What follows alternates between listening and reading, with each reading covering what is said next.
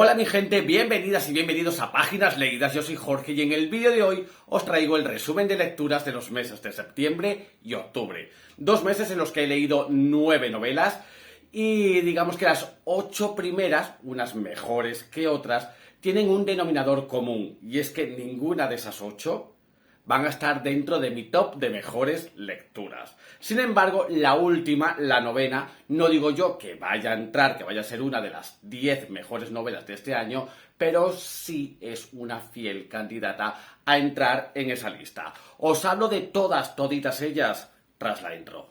Never slow up, no I don't take shit. I got no love for the fakeness. If you wanna play tough and wanna hate this, I'll always show up. Comenzamos este resumen de lecturas y lo hacemos con La casa de la orilla de Daphne du Maurier, novela de 1969. Se trata de una novela de viajes en el tiempo, cuyo protagonista, Dick Young, está situado en una casa solitaria, propiedad de un amigo suyo, el científico Magnus. Este científico está haciendo con él un experimento y le está dando una serie como de pócimas para poder viajar en el tiempo, al pasado, concretamente al siglo XIV. Constantemente va a ir viajando a esa época, a ese momento concreto, con unos personajes concretos y vamos a conocer, pues digamos, una historia del siglo XIV. Pero a la par vamos a conocer su historia actual. Su historia actual con su mujer y con sus 2 hijastros. Tanto la mujer como los hijastros van a viajar donde está Dick para, bueno, pues alejarse un poquito de la ciudad, pasar allí unos días, digamos, en contacto con la naturaleza y demás. Estas 2 historias, en un comienzo, como que no tienen interés, por lo menos a mí no me causó ningún interés, pero hay un determinado punto en la trama donde la autora, que es muy característico en ello, te va a dar un girazo que si ya de por sí la historia, por su forma de narrar, de contártelo, te enganchaba, a partir de ese giro ya no vas a poder soltar el libro. Especialmente a mí me interesó muchísimo más la historia actual. La historia del siglo XIV a mí me pareció un poco liosa, con muchos personajes y no sé, tampoco sé muy bien, no lo entendí, yo creo que tampoco ni siquiera entendí mucho a dónde quería ir la autora llevándote a ese siglo y a esos personajes y a esa historia. Sin embargo, la historia actual te va a enganchar mucho más, cobra especial relevancia porque ese giro que va a afectar en parte a las 2 historias, la del pasado y la del presente, pero digamos que va a tener mayor relevancia en el presente. Es una novela muy típica en cuanto a la forma de narrar de esta autora, pero que muy distinta a Rebecca y a Mi prima Rachel. A mí me parecen superiores esas 2 novelas que La casa de la orilla. Está bien, se puede leer, engancha, pero vamos, que si tampoco la leéis, pues como que tampoco pasa nada. Continuamos y lo hacemos con La península de las casas vacías de David Uclés, novela del 2024, una novela de la que tenéis reseña en el canal, es mi anterior vídeo, allí me explayo de lo lindo para deciros que se trata de una novela histórica ambientada en la Guerra Civil desde 1936, la Guerra Civil Española desde 1936 al 39, donde además va a mezclar la Guerra Civil con el realismo mágico. Es una historia de una familia, de la familia de Odisto, que viven en un pueblo de Andalucía que se llama Jándula, y digamos que esta familia, pues los hombres y mayores de edad se van a insertar dentro de la guerra civil, mientras que las mujeres y los niños pues se van a quedar en el pueblo también sufriendo las consecuencias de esta asquerosa guerra. Es un poco, pues eso, meterse de lleno en este conflicto donde también el autor nos va a contar, por un lado, la parte novelesca y por otro lado, la parte histórica, muy así también a lo Víctor Hugo, pero eso sí, con los capítulos mucho más cortos. Aparte de este realismo mágico, vamos a notar la presencia de otros autores como Galdós y Unamuno, en esta novela, y en fin, pues bueno, es una novela que no te va a causar indiferencia, es decir, o la amas o la odias. Para eso son decisivos, como dije en la reseña, leer las 100 primeras páginas. Si te ha gustado, continúa, si no, para. Gracias a mi querida Marta de No Solo Clásicos, leí La Vorágine de José Eustasio Rivera, novela de 1924. Es decir, se han cumplido 100 años de la publicación de esta gran novela. Una novela colombiana. Se encuadra dentro de la llamada novela de la tierra.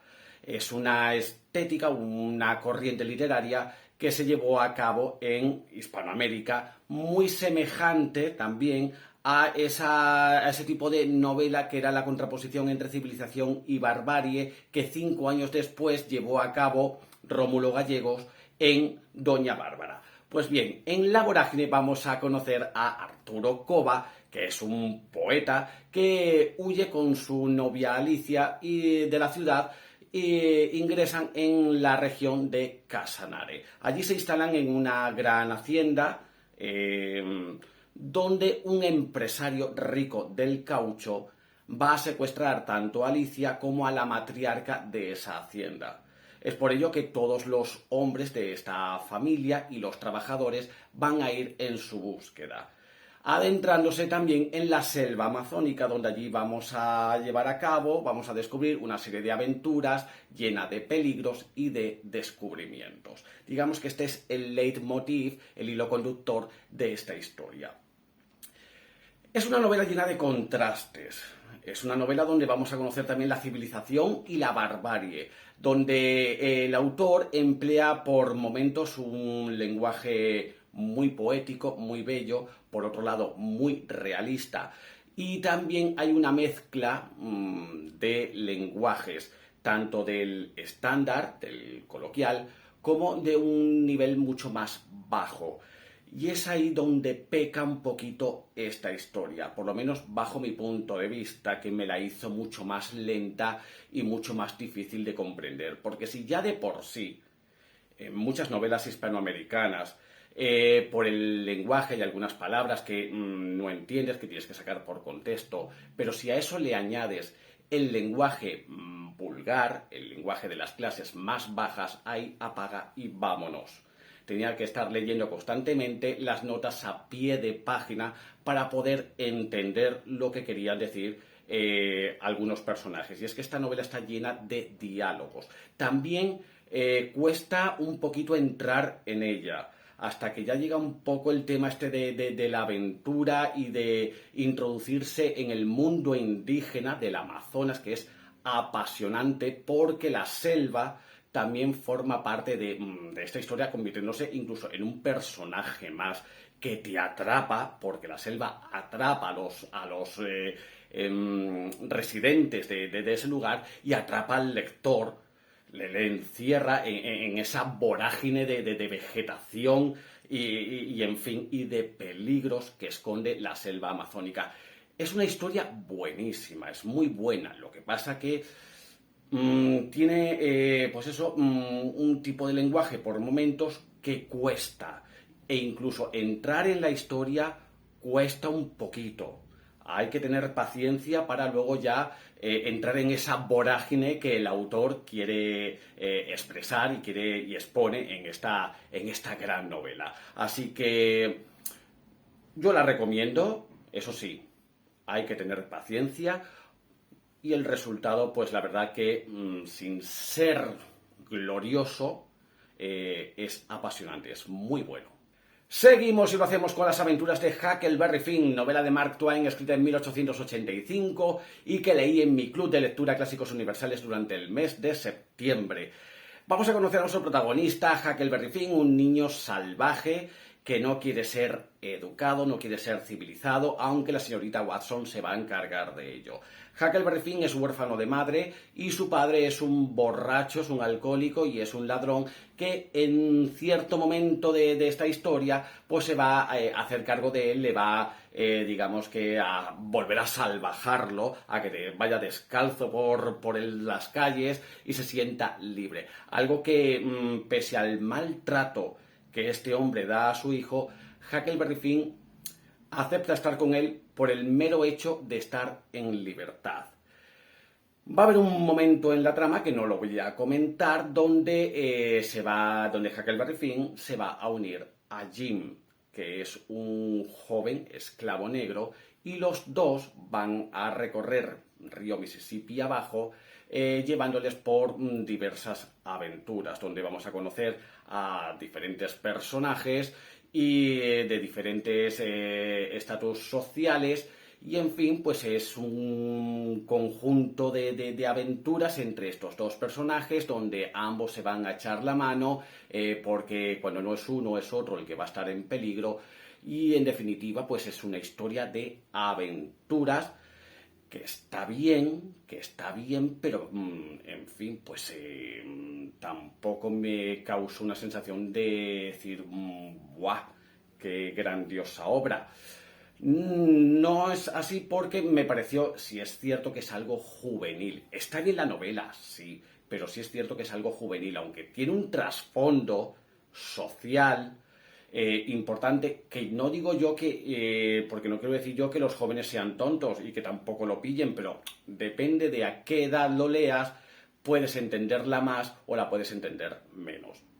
Ya a esta edad, pues captas la idea y no solamente es una historia de aventura sin más entre dos jóvenes que los dos buscan la libertad, son dos seres libres, seres libres, los dos huyen de ser de alguna manera estar impuestos por las normas sociales por distintos motivos, y en fin, pues es una novela que se lee bien, tiene una parte central con una serie de personajes que en un principio está bien, pero que el autor la estira y se hace un poco pesada, pero bueno, son diferentes aventuras, que en algunos momentos hasta te ríes, es graciosa por momentos, y donde también aparece en diversos momentos de la historia Tom Sawyer.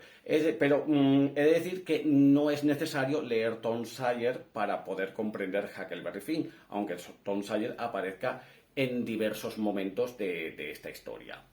Como digo, es una novela de aventuras que está bien, que es ágil de leer. Me recordó por momentos a Charles Dickens, por momentos, en otros momentos no me lo recordó.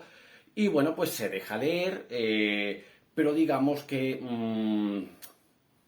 yo lo hubiese disfrutado más si lo hubiese leído en otra época, en otra etapa de mi vida. Aún así la he disfrutado, la he entendido, lo hemos pasado bien en la lectura conjunta y es una novela que con un gran trasfondo social que se deja leer a la perfección. La siguiente novela la leí gracias a mi querido y estimado Alexander de Palabra de Lector y es El gato pardo de Lampedusa, novela de 1958.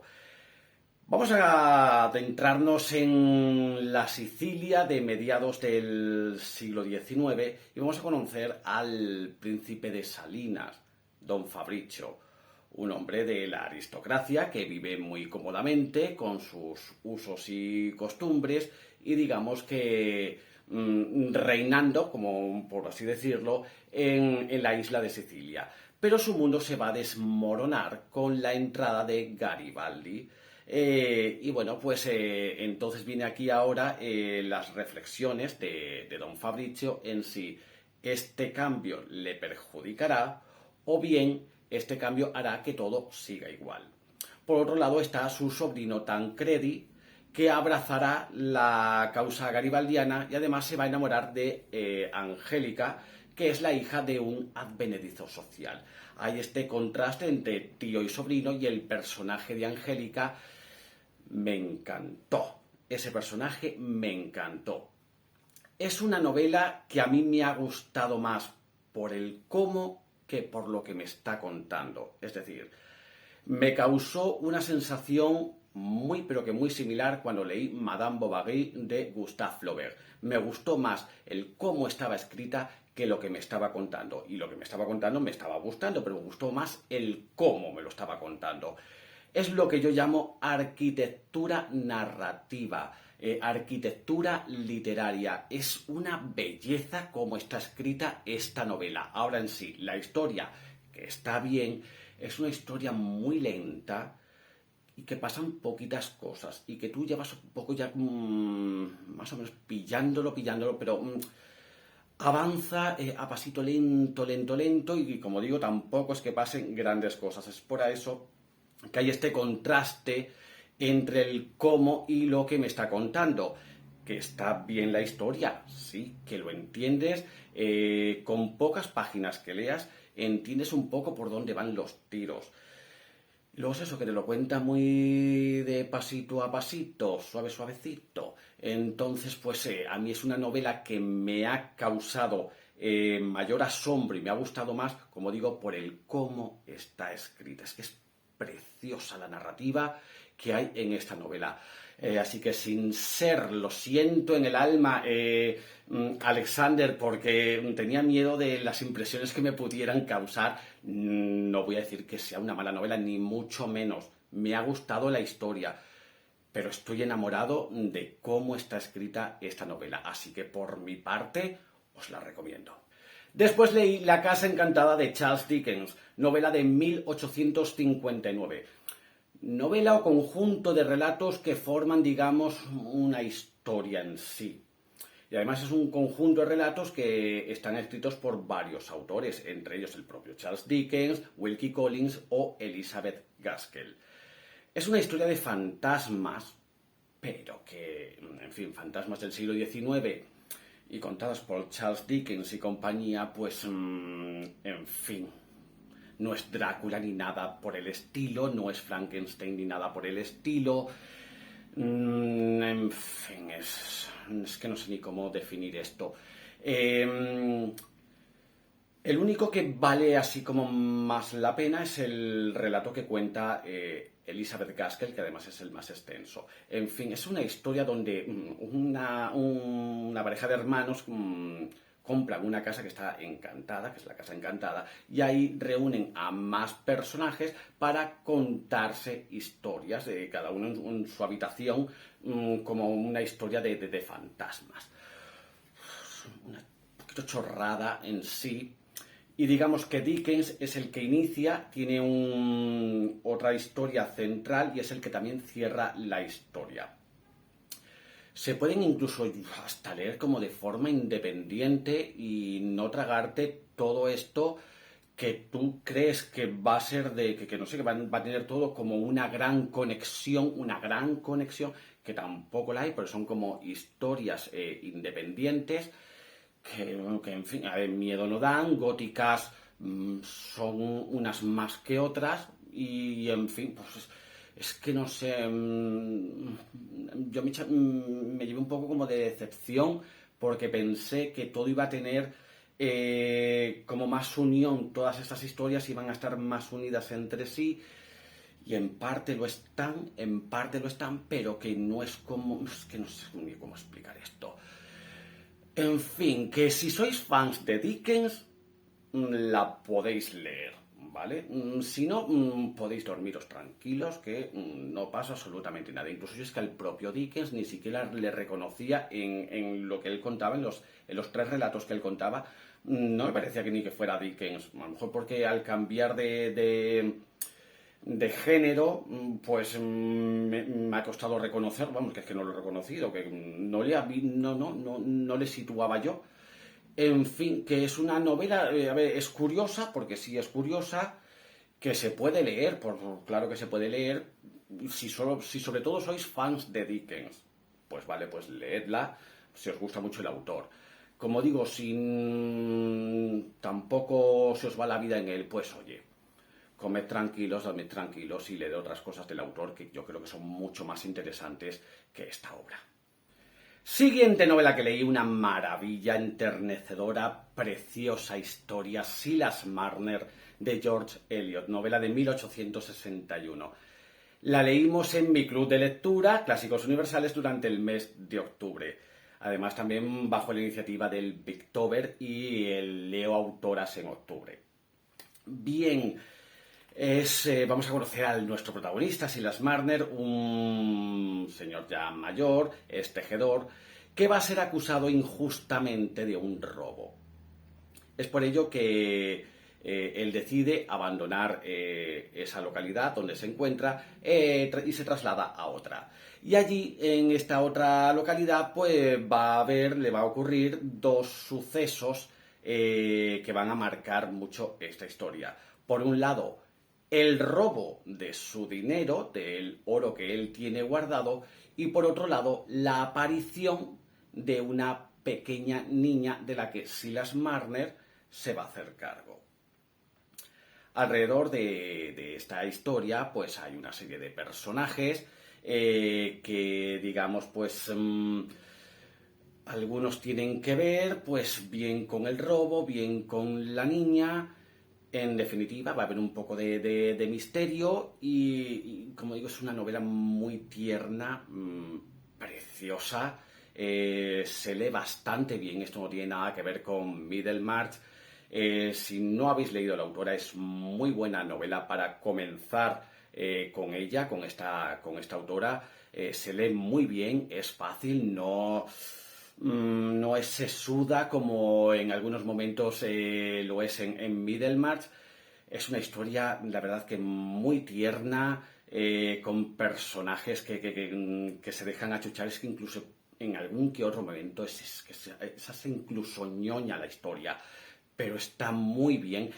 Yo lo dije en el club de lectura, me recordaba en parte a Heidi con el abuelito. O sea, es que es un poco esta historia, ¿no? Y además viven separados del pueblo, de la localidad. En fin, una obra muy nostálgica. Silas Marner también quiere reencontrarse con su pasado y vamos a ver cómo ese pasado pues no es lo que él dejó allí atrás, sino que todo se ha transformado. En definitiva, es una novela además relativamente corta, no es extensa, se lee muy bien y es muy ágil. Es preciosa, así que os la recomiendo muchísimo. Seguimos con más lecturas y lo hacemos con Los años ligeros de Elizabeth Jane Howard, novela de 1990 y es la primera entrega de su saga de los Cazalets. Novela que leí junto a mis queridos Ana de Lleguir entre Somnis y Coque de Co-Books, que los podéis encontrar en Instagram. Es una saga familiar formada por los patriarcas, con sus 4 hijos, 3 hijos y una hija, sus respectivas parejas y los nietos. En total son 8 nietos. Son una gran familia, pero que los localizas a la perfección. No tienen pérdida. La autora los describe tan bien, los desarrolla tan bien que no tienen pérdida ninguna. La historia se desarrolla es una familia de clase alta y la novela se desarrolla en 2 veranos que van a pasar en la casa familiar de los patriarcas. Y es el día a día, o sea, no hay una historia en sí, no hay una trama en sí, es la historia de todos estos personajes con sus idas y sus venidas, sus historias personales, sus historias entre ellos. Y en fin, que no tiene, así como digo, un hilo conductor, una cosa que tenga un inicio, un nudo y un desenlace. No. Es el día a día cotidiano, con diálogos cotidianos y todos como muy cozy, hasta que llega un punto en la trama que la autora te pega un mazazo que te quedas loco. Edward Cazalet. Te odio con toda mi alma. O sea, si yo odiaba ya, que luego me caía un poquito mejor, a Soames de los Forsyth, que por sí ya el Soames era tela marinera, o sea, de verdad que es que ha subido el podium, ¿sabes? Se encuentra ahí como personaje detestable, que es increíble como tú estás leyendo tan placentero y de repente, ¡pa!, la autora te cuenta una cosa ahí que te quedas como diciendo, Dios mío de mi vida, y luego la historia sigue tan normal como si no hubiese pasado absolutamente nada. Es una novela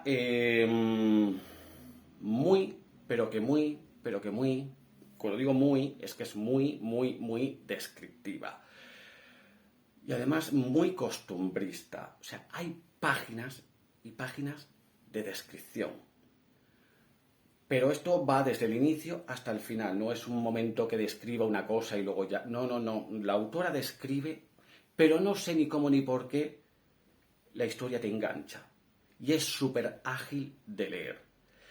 Digamos que esta primera parte es como una presentación de los personajes, porque como digo, no hay una historia en sí. Sí es cierto que están en el periodo de entreguerras y ven un poco, están ahí un poco con el colmillo afilado, ¿no? Mirando así como de reojo porque dicen, creo que se va a acercar otra guerra mundial. Están ahí como al acecho. Pero ellos están tan tranquilos con sus vidas y demás, y como digo, es como una presentación de los personajes y es el día a día. O sea, es que, como digo, no hay una trama en sí, pero es muy adictiva, se lee súper bien, es muy ágil, engancha mucho, pese a que no te estén contando nada del otro mundo, ni una trama en sí, ni una intriga, ni un misterio. O sea, pues, vamos, estábamos los tres embobados con la novela, en fin, deseando leer el segundo volumen. Y cerramos este resumen de lecturas a lo grande. Digamos que es, como dije, esa novela que tiene posibilidades, tiene opciones de entrar en el top 10 de mejores lecturas de este 2024. Se trata de Tess de los D'Urberville, que esto gracias a Jan de Trotalibros también me he dado cuenta que es D'Urberville, no Duberville. Novela de Thomas Hardy de 1891. Vaya novelón, vaya novelón. Su protagonista Tess, una joven que, en fin, pues digamos que vive por las condiciones que le marcan especialmente su padre, que él considera que pertenece a los D'Urberville, que era una familia de alto rango, aristócrata, porque ellos son D'Urberville, algo así era. Ellos es Tess D'Urberville, y a partir de ese momento que al padre, que le da mucho al drinky, es un pobre hombre, le cuentan la historia de que sus antepasados era una familia de Real Abolengo, pues que son los D'Urberville, pues digamos que Tess tiene que emparentarse con, digamos, con alguien un poco ya de su estatus. Va a conocer a Alec D'Urberville, que es, bueno, pues supuestamente es primo suyo, y en fin, pues van a tener ahí una historia que la va a dejar a ella en mal lugar. Ella va a seguir haciendo su vida y, en fin, pues se va a volver a enamorar, se va a casar y digamos que esto es como hormigas blancas, el pasado siempre vuelve y ese pasado con ese hecho que ella arrastra, pues digamos que le va a traer consecuencias ya a partir de ahí de toda la novela. Ese es un poco el leitmotiv, la historia en líneas muy generales de esta obra. Pensé que iba a ser más dura. He de confesar, yo cuando leía comentarios y escuchaba comentarios de esta novela, yo pensé que esto iba a ser lo peor, que iba a sufrir, que iba a llorar, es que me daba miedo leer esta novela por el sufrimiento. A ver, que la muchacha lo pasa mal, sí.